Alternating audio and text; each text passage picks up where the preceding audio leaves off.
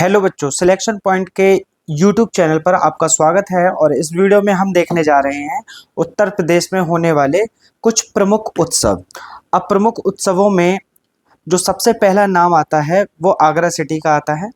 और आप देख पा रहे होंगे आगरा सिटी में हम दो महोत्सव मनाते हैं, एक ताज महोत्सव और एक सुलह महोत्सव। पहले बात करते हैं ताज महोत्सव की। ताज महोत्सव आगरा के शिल्प ग्राम में मनाया जाता है। आगरा के शिल्प ग्राम में मनाया जाता है और ये 10 दिनों तक चलने वाला एक उत्सव है। ये 10 दिनों तक चलता है और 10 दिनों में ये शुरू होता है प्रतिवर्ष 17 फरवरी से शुरू होता है और 27 फरवरी तक ये चलता है। ठीक है, तो इसको याद रखेंगे, ये बहुत इंपॉर्टेंट है। 17 फरवरी से 27 फरवरी तक ये चलता है और आगरा के शिल्प ग्राम में ये मनाया जाता है। ठीक है, इसी तरीके से जो अगला महोत्सव आगरा में मनाया जाता है वो है हमारा सुलह कुल महोत्सव। सुलह कुल महोत्सव एक्चुअली दो नामों से और जाना जाता है। एक तो सलाहा कुल महोत्सव, सलाहा कुल महोत्सव के नाम से जाना जाता है इसको, और इसको जाना जाता है एक दूसरे नाम से और जाना जाता है इसको जाना जाता है सलाह कुल महोत्सव। किस नाम से? सलाह कुल महोत्सव के नाम से भी इसको जाना जाता है। ठीक है, और यह महोत्सव जो है वो हिंदू मुस्लिम एकता को बनाए रखने के लिए प्रतिवर्ष आगरा में मनाया जाता है। ठीक है, तो आप इस चीज को याद रखेंगे। अगर कभी आपके पेपर में कोई क्वेश्चन आता है कि हिंदू मुस्लिम एकता को बनाए रखने के लिए उत्तर प्रदेश में कौन सा महोत्सव मनाया जाता है, तो उसका आंसर होगा सुलह कुल महोत्सव या फिर सलाह कुल महोत्सव या फिर सलाह कुल महोत्सव। इन तीन नामों से इसको जाना जाता है और इसको आप बिल्कुल याद रखेंगे, ये ट्रेंड करता है एग्जामिनेशंस में। इसके बाद हम आगे चलते हैं तो वाराणसी शहर में भी 4 महोत्सव मनाए जाते हैं। पहला होता है वाराणसी महोत्सव, जो कि वाराणसी में मनाया जाता है, नाम से ही पता चल रहा है। देव दिवाली महोत्सव, जो देव दिवाली महोत्सव है वो भी वाराणसी में मनाया जाता है। इसके बाद आता है हमारा अखिल भारतीय व्यास महोत्सव। जो अखिल भारतीय व्यास महोत्सव है, तो व्यास की कर्मभूमि वाराणसी में अखिल भारतीय व्यास महोत्सव का आयोजन किया जाता है। और इस महोत्सव में संस्कृत विश्वविद्यालयों के जो विद्वान होते हैं और जो शोधकर्ता होते हैं वो सभी भाग लेते हैं। तो अखिल भारतीय व्यास महोत्सव हमारा वाराणसी में मनाया जाता है, प्रतिवर्ष मनाया जाता है। और क्यों मनाया जाता है? ऋषि वेद व्यास की याद में मनाया जाता है। और संस्कृत महाविद्यालय के जो अध्यापक होते हैं और जो वहाँ के विद्वान होते हैं, जो वहाँ के शोधकर्ता होते हैं, वो सभी इस महोत्सव में क्या होता है, बढ़ चढ़कर भाग लेते हैं और अपने योगदान को जो योगदान उन्होंने संस्कृत भाषा के लिए दिया है उसका प्रदर्शन करते हैं। अगर बात करें हम अगले वाराणसी में होने वाले अगले महोत्सव की, तो वो है चिताभस्मी महोत्सव।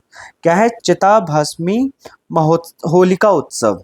ठीक है, तो ये जो आप नाम से ही समझ सकते हैं, चिता की भस्म से होली खेलने वाला उत्सव।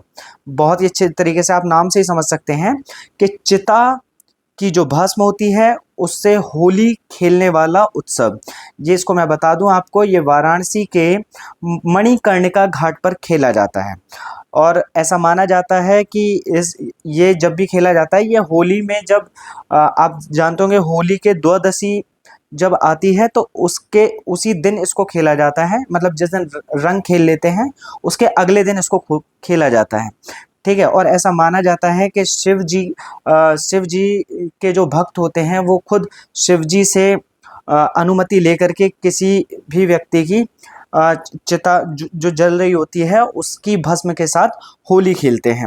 और मैं आपको बता दूं, जो मणिकर्णिका घाट है उसके बारे में ये कहा जाता है कि मणिकर्णिका घाट पर मतलब हर समय कोई ना कोई चिता जलती ही रहती है। ऐसा कभी होता नहीं है कि मणिकर्णिका घाट जो है कभी खाली मिल जाए किसी को, वहाँ पे कोई ना कोई चिता जलती ही रहती है। ठीक है, आगे चलते हैं। तो हमारी जो सिटी आती है मथुरा सिटी, जो मैंने पिछले वीडियो में बताया था कि मथुरा सिटी में सबसे ज़्यादा मेले लगते हैं, 82 मेले लगते हैं यहाँ पर। ठीक है, और पीलीभीत में सिर्फ एक मेला लगता है। ठीक है, अच्छा चलो उत्सवों की बात कर रहे थे, तो यहाँ पे मथुरा में देखते हैं, मथुरा में हमारे 4 उत्सव होते हैं।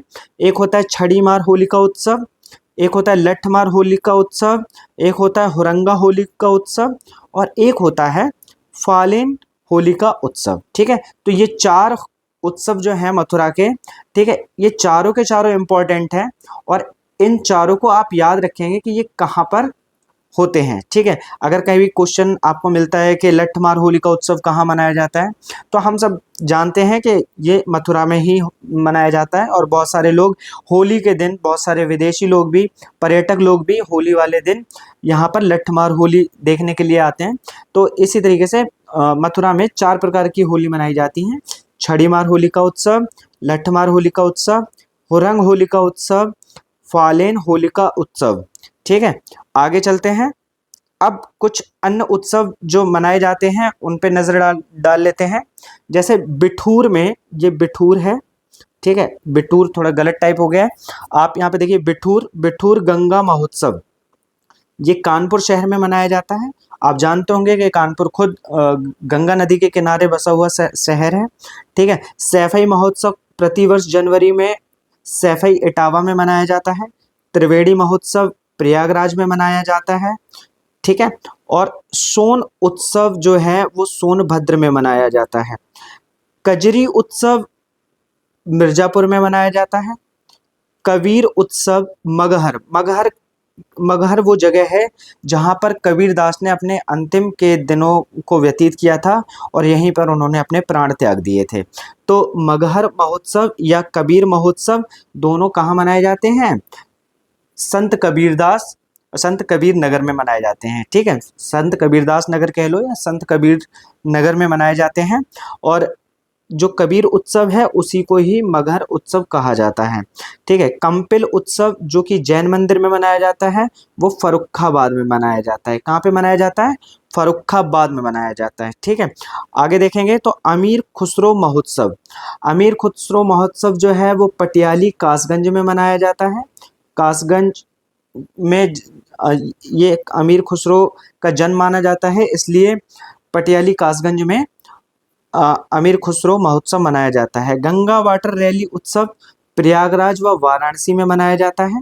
प्रयागराज और वाराणसी दोनों में मनाया जाता है। अब सरधना महोत्सव जो है वो मेरठ में मनाया जाता है। ठीक है, बुद्ध महोत्सव सारनाथ में मनाया जाता है। कहाँ मनाया जाता है? सारनाथ में मनाया जाता है। और कौमी एकता सप्ताह वो 19 नवंबर से 25 नवंबर तक मनाया जाता है। ठीक है, कौमी एकता सप्ताह से मतलब है कि जो हिंदू मुस्लिम हैं और सिख हैं और ईसाई हैं, हमारे देश में कई धर्मों के लोग रहते हैं, वो सभी मिलजुल कर रहें, इसलिए कौमी एकता सप्ताह मनाया जाता है 19 से लेकर के 25 नवंबर के बीच में। तो यहाँ पर मैंने कुछ बिंदुओं पर प्रकाश डालने की कोशिश की है, और मैं आशा करता हूँ कि आपकी जो परीक्षा है उसमें इनमें से कोई ना कोई आपको ज़रूर हेल्प करेगा।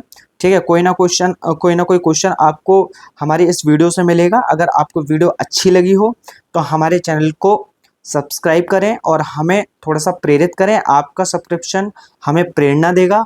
हमारी वीडियो को लाइक करें, ठीक है, और अपने दोस्तों के साथ शेयर भी करें, ताकि उनको भी ये 7, 8, 9 या 10 मिनट की वीडियो से ज़्यादा नॉलेज मिल सके। ठीक है, अब तब तक के लिए धन्यवाद। वीडियो देखने के लिए बहुत बहुत धन्यवाद।